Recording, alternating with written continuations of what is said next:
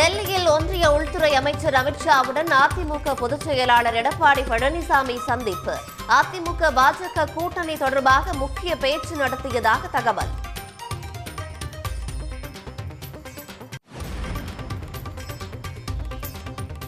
டெல்லியில் சந்திக்கும் தலைவர்களிடம் இருமொழி கொள்கை குறித்து எடப்பாடி பேச முதலமைச்சர் ஸ்டாலின் வலியுறுத்தல். பழனிசாமியின் திடீர் டெல்லி பயணத்தை சுட்டிக்காட்டி சட்டப்பேரவையில் பேச்சு. இன்று காலையில் கூட நம்முடைய எதிர்க்கட்சித் தலைவர் டெல்லிக்கு சென்றிருப்பதாக செய்தி வந்திருக்கிறது. டெல்லிக்கு செல்லுகிற நேரத்தில் யாரை சந்திக்க போகிறார் என்ன அந்த செய்தி வந்திருக்கிறது. அப்படி சந்திக்க நேரத்தில் இது குறித்து அவர் வலியுறுத்த வேண்டும் என்ற அந்த வேண்டுகோளை இந்த அவையின் மூலமாக நான் எடுத்து வைக்க கடமைப்பட்டிருக்கிறேன். எடப்பாடி டெல்லி சென்றுள்ள நிலையில் திருவேற்காடு, திருவொற்றியூர் அம்மன் கோயில்களில் ஓ பன்னீர்செல்வம் வழிபாடு. ஜெயலலிதாவின் இஷ்ட தெய்வமான வடிவுடையம்மன் கோயிலிலும் சிறப்பு பூஜை செய்தார்.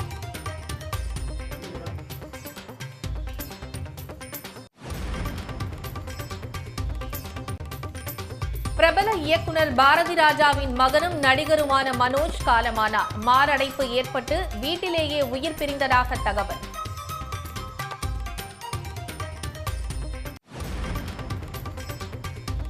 கும்பகோணம், திருச்செந்தூர் உள்ளிட்ட 8 இடங்களில் 142 கோடியில் புதிய பேருந்து நிலையங்கள். 2 மாநகராட்சிகள், 23 நகராட்சிகளில் 705 கோடியில் குடிநீர் மேம்பாட்டு பணிகள் மேற்கொள்ளப்படும் என்று அறிவிப்பு.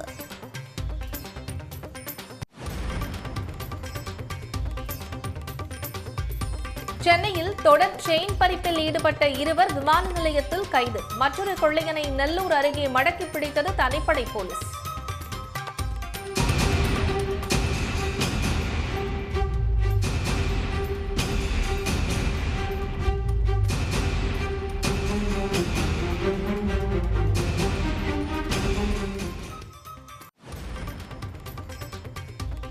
விழுப்புரத்தில் திடீர் மழையால் வெள்ளரி சாகுபடி கடும் பாதிப்பு. விளை நிலங்களிலேயே அழுகியதால் பெரிய அளவில் நஷ்டம் ஏற்பட்டதாக விவசாயிகள் வேதனை.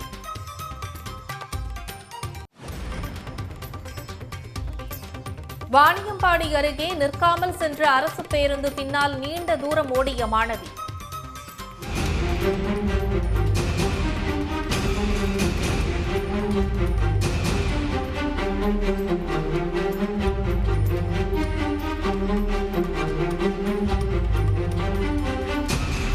கொத்தக்கோட்டை பேருந்து நிறுத்தத்தில் ஒரு மாணவி கை காட்டுது.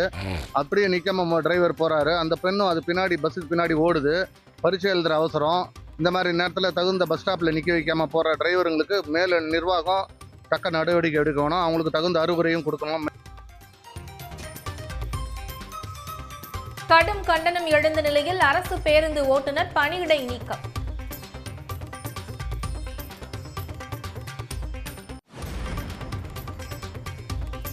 பன்னிரண்டாம் வகுப்பு பொதுத் தேர்வு நிறைவு பெற்றதை பட்டாசு வெடித்து கொண்டாடிய மாணவர்கள். ஒருவருக்கொருவர் சட்டைகளில் பேனா மை தெளித்து மகிழ்ச்சி.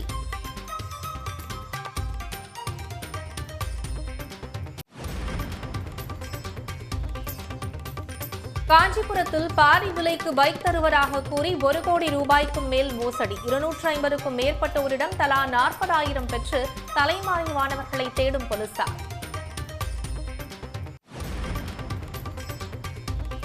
வழிபாட்டு தலங்களில் வழங்கப்படும் பிரசாதங்களுக்கு ஜிஎஸ்டியிலிருந்து விலக்கு. ஒன்றிய நிதியமைச்சர் நிர்மலா சீதாராமன் அறிவிப்பு.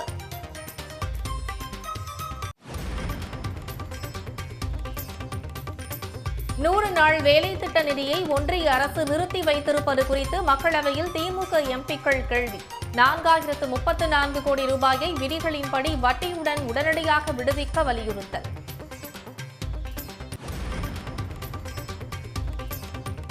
காஷ்மீரில் நடைபெற்ற குளிர்கால பனிச்சறுக்கு போட்டியில் ஆர்வமுடன் கலந்து கொண்ட வீரர்கள்.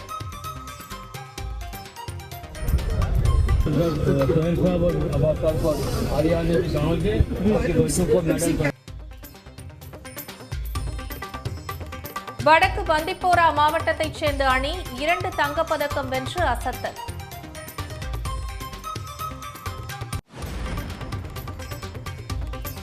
அமெரிக்காவில் 9,000 ஊழியர்களை பணி நீக்கம் செய்ய உள்ள IBM நிறுவனம். மறுசீரமைப்பு நடவடிக்கை காரணமாக பணி நீக்கம் என்று தகவல்.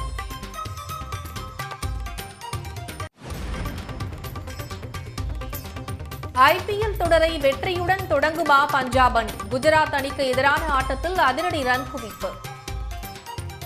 ஒன்றிய அரசு நிதி தரவில்லை என்பதற்காக இனமானத்தை அடமானம் வைக்க மாட்டோம் என முதலமைச்சர் மு.க.ஸ்டாலின் உறுதிபட தெரிவித்துள்ளார்.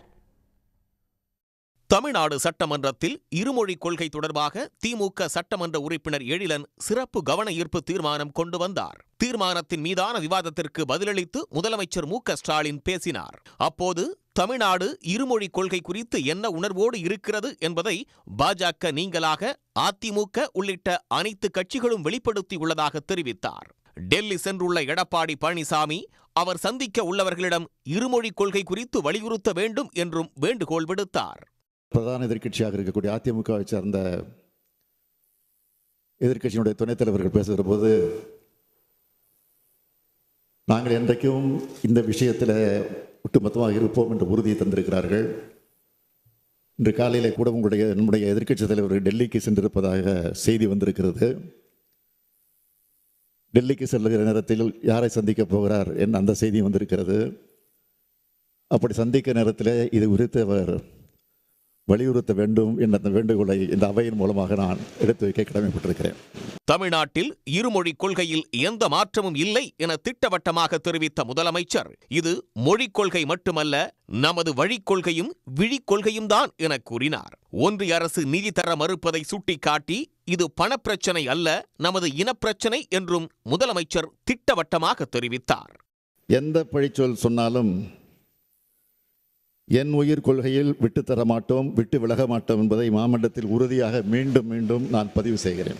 இந்தியை ஏற்காவிட்டால் பணம் தர மாட்டோம் என்று மிரட்டினாலும் பணமே வேண்டாம், தாய்மொழி காப்போம் என்ற அந்த உறுதியை நான் பல்லாயிரக்கணக்கான ஆசிரியர் பெருமக்கள் முன்னிலையில் விருத்தாசலத்தில் நடைபெற்ற பெற்றோர் ஆசிரியர் கழக மாநாட்டில் குறிப்பிட்டு காட்டியிருக்கிறேன். 2000 கோடி என்ன 10,000 கோடி கொடுத்தாலும் மும்மொழி திட்டத்தை ஏற்க மாட்டோம் என்று குறிப்பிட்டேன். மீண்டும் சொல்கிறேன், இது பணப்பிரச்சனை அல்ல, நம் இனப்பிரச்சனை. நாம் தமிழை, தமிழினத்தை, தமிழ்நாட்டு மாணவ கண்மணிகளை, இளைய சமுதாயத்தை காக்கக்கூடிய பிரச்சனை. அவர்கள் நிதி தரவில்லை என்பதற்காக இனமானத்தை அடமானம் வைத்து வெகுமானம் பெறும் கொத்தடிமை அல்ல நாங்கள்.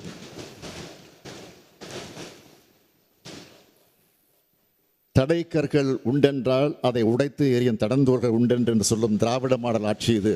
மாநில சுயாட்சியை உறுதி செய்து மாநில உரிமைகளை நிலைநாட்டினால்தான் தமிழ் மொழியை காக்க முடியும் என தெரிவித்த முதலமைச்சர் அதற்கான அறிவிப்பை விரைவில் வெளியிட உள்ளதாகவும் கூறினார். சென்னையில் ஒரே நாளில் 8 பேரிடம் செயின் வழிப்பறி செய்துவிட்டு விமானம் மூலம் தப்ப முயன்ற உத்தரப்பிரதேச மாநில கொள்ளையர்களை தனிப்படை போலீசார் சென்னை விமான நிலையத்தில் அதிரடியாக கைது செய்தனர். சென்னை சைதாப்பேட்டையில் இந்திரா என்பவரிடம் 1.5 சவரன், சாஸ்திரி நகரில் அம்புஜம்மாளிடம் 1.5 சவரன், திருவான்மையூரில் லட்சுமி அம்மாளிடம் 8 சவரன் நகை கொள்ளையடிக்கப்பட்டது. இதேபோல் கிண்டியில் நிர்மலா என்பவரிடம் 10 சவரனும், வேளச்சேரி விஜயா என்பவரிடம் 2 சவரன் மற்றும் முருகம்மாள் என்பவரிடம் 3 சவரன் நகைகளும் ஒரே நாளில் கொள்ளையடிக்கப்பட்ட சம்பவம் அதிர்ச்சியை ஏற்படுத்தியது. இவர்களில் 5 பேர் காலை நடைபயிற்சிக்கு சென்றவர்கள், ஒருவர் பொருட்கள் வாங்க கடைக்கு சென்றவர். தினம் நான் 5:30 மணிக்கு போவேன், 7 மணிக்கு போவேன். எத்தனை மணிக்கு நான் இன்னைக்கு வந்து நடந்தது எனக்கு பெரிய அதிர்ச்சி. கையெல்லாம் தள்ளி விட்டானுங்க, கை தள்ளி விட்டு. ஆனால் எனக்கு நிறைய ஹெல்ப் பண்ணவங்க நிறைய பேர் போலீஸ்காரங்க வந்து நிறைய ஹெல்ப் பண்ணாங்க. டக்குன்னு எல்லாமே பண்ணாங்க. எனக்கு அது வந்து மறக்கவே முடிய மாட்டுது. வந்து கரெக்டாக பண்ணாங்க போலீஸ்காரங்க, அவங்களுக்கு தான் ரொம்ப நன்றி சொல்லணும். இந்த கொள்ளை சம்பவங்கள் தொடர்பாக கண்காணிப்பு கேமரா பதிவுகளை ஆய்வு செய்த போலீசார் மூதாட்டிகளிடம் கைவரிசை காட்டியது உத்தரப்பிரதேசத்தை சேர்ந்த கொள்ளையர்கள் என்பது கண்டறிந்தனர். இதனையடுத்து கொள்ளையர்களை பிடிக்க அமைக்கப்பட்ட தனிப்படை போலீசார் தங்களது தேடுதல் வேட்டையை தீவிரப்படுத்தினர். சென்னை விமான நிலையம், ரயில் நிலையங்களுக்கு தகவல் அளிக்கப்பட்டது. இந்த நிலையில் சென்னையிலிருந்து டெல்லி செல்ல இருந்த இண்டிகோ ஏர்லைன்ஸ் விமானத்தில் கொள்ளையர்கள் தப்பி செல்வதாக தகவல் கிடைத்தது. இதன் அடிப்படையில் விமான நிலையத்தில் போர்டிங் பாஸ் வாங்க உத்தரப்பிரதேசத்தை சேர்ந்த சுராஜ் என்ற ராணியையும், மும்பை செல்ல இருந்த ஏர் இந்தியா விமானத்தில் செல்ல போர்டிங் பாஸ் கேட்ட ஜாபர் என்ற இளைஞரையும் விமான நிலைய ஊழியர்கள் பிடித்து தனிப்படை போலீசாரிடம் ஒப்படைத்தனர். விசாரணையில் உத்தரப்பிரதேச மாநிலத்தை சேர்ந்த இந்த 2 கொள்ளையர்களும் விமானத்தில் சென்னை வந்து திருட்டு இருசக்கர வாகனங்களில் பெண்களை குறிவைத்து தங்கச் செயின்களை வழிப்பறி செய்வதை வாடிக்கையாக வைத்திருப்பதும் பின்னர் தனித்தனி விமானங்களில் தப்பியதும் தெரியவந்துள்ளது. கும்பகோணம் மாநகராட்சி மற்றும் திருச்செந்தூர் உள்ளிட்ட நகராட்சிகளில் 142 கோடி ரூபாய் மதிப்பில் புதிய பேருந்து நிலையங்கள் அமைக்கப்படும் என்றும் நகர்ப்புற உள்ளாட்சிகளில் தெருநாய்களின் எண்ணிக்கையை கட்டுப்படுத்த இனப்பெருக்க கட்டுப்பாட்டு மையங்கள் அமைக்கப்படும் என்றும் அமைச்சர் KN நேரு அறிவித்துள்ளார். தமிழ்நாடு சட்டப்பேரவையில் நகராட்சி நிர்வாகம் மற்றும் குடிநீர் வழங்கல் துறையின் மானிய கோரிக்கைகள் மீதான விவாதம் நடைபெற்றது. அப்போது துறை அமைச்சர் KN நேரு 57 புதிய அறிவிப்புகளை வெளியிட்டார். அதன்படி கும்பகோணம் மாநகராட்சி அம்பாசமுத்திரம், ஆம்பூர், கள்ளக்குறிச்சி, சாத்தூர், செங்கல்பட்டு, திருக்கோவிலூர் மற்றும் திருச்செந்தூர் நகராட்சிகளில் 142 கோடி ரூபாய் மதிப்பில் புதிய பேருந்து நிலையங்கள் அமைக்கப்பட உள்ளன. திருச்செங்கோடு, உடுமலைப்பேட்டை, பழனி ஆகிய தேர்வுநிலை நகராட்சிகள் சிறப்பு நிலை நகராட்சிகளாக தரம் உயர்த்தப்படும். நந்திபுரம், கூடுவாஞ்சேரி, பல்லடம், ராமேஸ்வரம் ஆகிய முதல்நிலை நகராட்சிகள் தேர்வுநிலை நகராட்சிகளாகவும், மாங்காடு, குன்றத்தூர், வெள்ளக்கோவில், அரியலூர், அம்பாசமுத்திரம் ஆகிய 2ஆம் நிலை நகராட்சிகள் முதல்நிலை நகராட்சிகளாகவும் தரம் உயர்த்தப்படும். திருச்சிராப்பள்ளி மாநகராட்சி, அரியலூர், கள்ளக்குறிச்சி, திருக்கோயிலூர், முசிறி, மேட்டூர், கோபிச்செட்டிப்பாளையம், வாலாஜாப்பேட்டை ஆகிய நகராட்சிகளில் 38.80 கோடி மதிப்பீட்டில் ஏற்கனவே உள்ள சந்தைகள் மேம்படுத்தப்படும். வால்பாறை நகராட்சியில் 9 கோடி மதிப்பீட்டில் புதிய வணிக வளாகம் அமைக்கப்படும். மாநகராட்சி மற்றும் நகராட்சிகளில் பசுமை வேலிகளை அதிகரிக்கும் நோக்கில் இந்த ஆண்டு 27.26 கோடி மதிப்பீட்டில் 50 புதிய பூங்காக்கள் உருவாக்கப்படும். சென்னை மாநகராட்சி பகுதிகளில் நிலத்தடி நீர்மட்டத்தை உயர்த்த 52 கோடி ரூபாய் மதிப்பீட்டில் பூங்காக்கள் மற்றும் மழைநீர் சேகரிப்பு கட்டமைப்புகள் ஏற்படுத்தப்பட உள்ளன. சென்னை மாநகராட்சியின் நீர்நிலைகளின் கொள்ளளவை அதிகரிக்கவும் வெள்ள பாதிப்பை தடுக்கவும் 120 கோடி ரூபாய் மதிப்பிலான பணிகள் மேற்கொள்ளப்படும். சென்னை மாநகராட்சியில் 30 புதிய பூங்காக்களும் அனைத்து மண்டலங்களிலும் உள் விளையாட்டு அரங்கங்களும் அமைக்கப்படும். சென்னை மாநகராட்சியின் முக்கிய இடங்களில் தனியார் துறை பங்களிப்புடன் உயர்தர வணிக வளாகங்கள் கட்டப்படும். நகர்ப்புற உள்ளாட்சிகளில் தெரு நாய்களின் எண்ணிக்கையை கட்டுப்படுத்த விலங்குகள் இனப்பெருக்க கட்டுப்பாட்டு மையங்கள் அமைக்கப்படும். போட்டித் தேர்வுகளுக்கு தயாராகும் மாணவர்களுக்காக மீஞ்சூர், திமிரி, அரூர், தேன்கனி கோட்டை, செஞ்சி உள்ளிட்ட பேரூராட்சிகளில் அறிவுசார் மையங்கள் அமைக்கப்படும். கோவை, காரமடை ஒன்றியத்தில் பழங்குடியின குடியிருப்பு மக்கள் பயன்பெறும் வகையில் 24 கோடி ரூபாயில் புதிய கூட்டு குடிநீர் திட்டம் செயல்படுத்தப்படும் என்றும் அமைச்சர் KN நேரு அறிவித்தார். டெல்லியில் பாஜக மூத்த தலைவரும் ஒன்றிய உள்துறை அமைச்சருமான அமித்ஷாவை அதிமுக பொதுச் செயலாளர் எடப்பாடி பழனிசாமி சந்தித்து பேசியுள்ளார். மீண்டும் அதிமுக பாஜக கூட்டணி அமைப்பது தொடர்பாக இருவரும் ஆலோசித்ததாக கூறப்படுகிறது. தமிழக சட்டப்பேரவை பட்ஜெட் கூட்டத்தொடரில் பங்கேற்காமல் எதிர்க்கட்சித் தலைவர் எடப்பாடி பழனிசாமி எந்தவித முன்னறிவிப்பும் இன்றி திடீரென டெல்லி சென்றுள்ளார். பாஜகவுடன் கூட்டணி கிடையாது என திட்டவட்டமாக தெரிவித்து வந்த பழனிசாமி அண்மை காலமாக பாஜகவுடன் கூட்டணி அமையுமா என்ற கேள்வியை ஆமோதிக்கவும் இல்லை, மறுக்கவும் இல்லை. மேலும் கொள்கை என்பது வேறு, கூட்டணி என்பது வேறு என்றும் தேர்தல் நேரத்தில் அது குறித்து முடிவெடுக்கப்படும் என்றும் அவர் விளக்கம் அளித்திருந்தார். இதனால் பாஜகவுடன் மீண்டும் கூட்டணி வைக்க வேண்டிய அழுத்தம் அதிமுகவுக்கு ஏற்பட்டுள்ளது. இந்த நிலையில்தான் எடப்பாடி பழனிசாமியும் அவரை தொடர்ந்து அதிமுக முன்னாள் அமைச்சர்கள் KP முனுசாமி, SP வேலுமணி ஆகியோரும் டெல்லி சென்றனர். பாஜகவுடன் கூட்டணி அமைப்பது தொடர்பாக அக்கட்சித் தலைவர்களை சந்திக்க உள்ளதாக தகவல்கள் வெளியான நிலையில் அதிமுக கட்சி அலுவலகத்தை பார்க்கவே டெல்லி வந்ததாக கூறினார் எடப்பாடி பழனிசாமி. நாங்கள் எதுக்கு வந்தனே தெரியாத நீங்க கேட்டுட்டு இருந்தீங்களா? நாங்கள் கட்சி ஆஃபீஸ் பார்க்கறதுக்காக வந்திருக்கிறேன். எங்களுடைய கட்சி ஆஃபீஸ் திறக்கப்பட்டு வந்து பார்க்கறதுக்காக வந்திருக்கோம். டெல்லியில் முக்கியமானவர்கள் யாரையும் சந்திக்க வரவில்லை என கூறிய அடுத்த சில மணி நேரங்களிலேயே அமித்ஷாவை அவரது வீட்டில் எடப்பாடி பழனிசாமி சந்தித்து பேசினார். அப்போது மீண்டும் அதிமுக பாஜக கூட்டணி அமைப்பது தொடர்பாக இருவரும் ஆலோசித்ததாக கூறப்படுகிறது. பாஜகவுடன் கூட்டணி என்ற பேச்சுக்கே இடமில்லை என்று அதிமுக நிர்வாகிகள் கூறி வந்த நிலையில் தற்போது மீண்டும் பாஜகவுடன் அதிமுக கூட்டணி அமைக்க உள்ளதாக வெளியாகும் தகவலால் அதிமுக தொண்டர்கள் குழப்பமடைந்துள்ளனர். தமிழ்நாட்டின் முக்கிய நிகழ்வுகளை எக்ஸ்பிரஸ் செய்திகளாக பார்க்கலாம். விழுப்புரம் மாவட்டத்தில் திடீர் மழையால் வெள்ளரி சாகுபடி கடுமையாக பாதிக்கப்பட்டுள்ளதாக விவசாயிகள் வேதனை அடைந்துள்ளனர். பாணம்பட்டு, பில்லூர், ஆனங்கூர் போன்ற இடங்களில் 100க்கும் மேற்பட்ட ஏக்கர்களில் வெள்ளரி பழ சாகுபடி செய்யப்பட்டுள்ளது.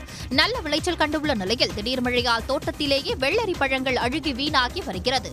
ரூபாய் ஒரு ஆளுக்கு 12 மணி வரைக்கும் கொத்துவாங்க. அப்புறம் பழம் போட்டு பழம் எடுக்கிற டைமில் பழம் மழை பெஞ்சு எல்லோரும் இந்த வாட்டி ஃபுல்லாக மழை பெஞ்சு நாசமாயிடுது. பழம் புறா அழுகி போயிடுது. புழு நிறையா வந்துருக்கு பழத்தில். ஏக்கருக்கு 20,000 ரூபாய் இழப்பு ஏற்பட்டுள்ளதாக விவசாயிகள் கூறுகின்றனர். அழுகிய வெள்ளரி பழங்கள் சாலையோரம் கொட்டப்பட்டுள்ளன. தாராபுரம் ஒட்டன்சத்திரம் நெடுஞ்சாலையில் உள்ள உணவகம் ஒன்றில் புகுந்து பணத்தை திருடிய நபர்களை போலீசார் தேடி வருகின்றனர். அதிகாலை நேரத்தில் மூடப்பட்டு இருந்த ஹோட்டலுக்குள் புகுந்த நபர்கள் கல்லா பெட்டியில் இருந்த 10,000 ரூபாய் பணத்தை திருடிச் சென்றுள்ளனர்.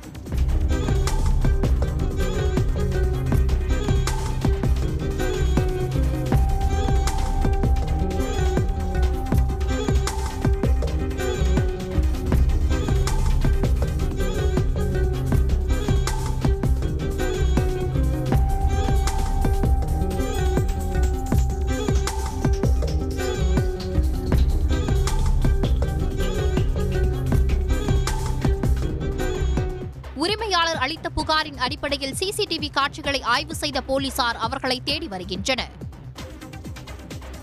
பணி நிரந்தரம் உள்ளிட்ட பல்வேறு கோரிக்கைகளை வலியுறுத்தி தமிழ்நாடு மக்கள் நல பணியாளர்கள் சங்கத்தினர் எழும்பூர் ராஜரத்னம் மைதானம் அருகே போராட்டம் நடத்தினர். 2022ஆம் ஆண்டு முதல் வாய்மொழி உத்தரவாக பணி நியமனம் செய்யப்பட்டுள்ள மக்கள் நல பணியாளர்களுக்கு 6வது ஊதியக்குழு பரிந்துரையின்படி ஊதிய உயர்வு வழங்குவது மற்றும் பணி நிரந்தரத்திற்கான அரசாணை வெளியிட வலியுறுத்தி போராட்டம் நடத்தப்பட்டது.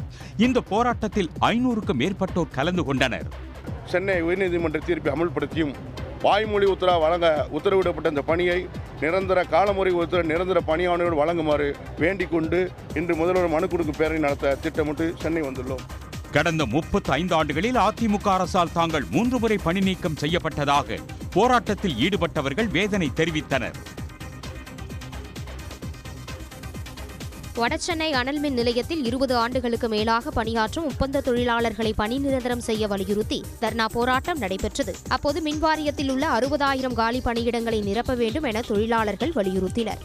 நம்முடைய ஒப்பந்த ஊழியர்களை அவர்களுக்குண்டான எல்லா எவிடன்ஸுகளும் இருந்தும் கூட நிரந்தரம் செய்வதற்கு எந்தவித நடவடிக்கையும் எடுக்கவில்லை. கடலூர் மாவட்டம் விருத்தாச்சலம் அருகே தமிழ்நாடு அரசு வழங்கிய இலவச வீட்டுமனை பட்டாவில் தனியார் பள்ளி கழிவுநீர் செல்வதால் வீடு கட்ட முடியாமல் பயனாளிகள் அவதிக்குள்ளாகியுள்ளனர். கழிவுநீரை தடுத்து நிறுத்த வேண்டும் என்று விருத்தாச்சலம் வட்டாட்சியரிடம் அவர்கள் மனு அளித்துள்ளனர். கடந்த 2003ஆம் ஆண்டு எருமனூர் என்ற கிராமத்தில் தமிழ்நாடு அரசு 184 அருந்ததியர் சமூக பயனாளிகளுக்கு இலவச வீட்டுமனை பட்டா வழங்கியது. எங்களுக்கு வீட்டு ஸ்கூல் எருமனூர்ல இடம் கொடுத்தாங்க. இடம் கொடுத்து நாங்கள் வீடு கட்ட போகிற டைமில் தண்ணி அந்த வீட்டு ஸ்கூல் தண்ணி சாக்கடை எல்லாமே நிற்கிது, சதியும் சேதுமாக நிற்கிது. நாங்கள் போய் கட்டும்போது எங்களால் கட்ட முடியல. அங்கே போய் சேரும் சேதுமாக இருக்குது, எப்படி கட்ட முடியும்? நாங்கள் போகிறப்பெல்லாம் வீடு வாசல் இல்லாமல் அருந்ததியார் ரொம்ப கஷ்டப்பட்டுட்டு இருக்கோம். மகாத்மா காந்தி வீதி சாத்துக்குள்ள மேட்டுக்காலனியில் இருக்கும். அருந்ததியாருங்க ரொம்ப கஷ்டப்படுற வீடு கட்ட முடியல, ஒரே வீட்டில் எல்லாம் இருந்துக்கிட்டு கஷ்டப்பட்டுக்கிட்டு இருக்கும் சார். குன்னூர் ஜிம்கானாவில் நடைபெற்ற வாத்திய இசை நிகழ்ச்சியில் பேக்பைட்ஸ் எனப்படும் இசைக்கருவியை ராணுவத்தினர் இசைத்தது பார்வையாளர்களை வெகுவாக கவர்ந்தது.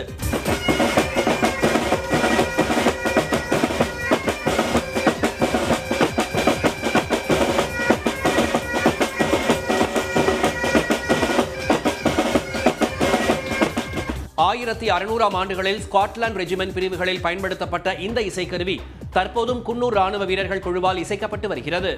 இனி முக்கிய நிகழ்வுகளை ஒரு நிமிட செய்திகளாக பார்க்கலாம். தமிழ்நாடு காவல்துறையில் உள்ள 7 IPS அதிகாரிகள் உட்பட 10 காவல்துறை அதிகாரிகளை இடமாற்றம் செய்து தமிழ்நாடு அரசு உத்தரவிட்டுள்ளது. ராமநாதபுரம் DIG-யாக உள்ள அபினவ்குமார் மதுரை DIG-யாகவும், திருநெல்வேலி DIG-யாக உள்ள பா மூர்த்தி ராமநாதபுரம் DIG-யாகவும் இடமாற்றம் செய்யப்பட்டுள்ளனர்.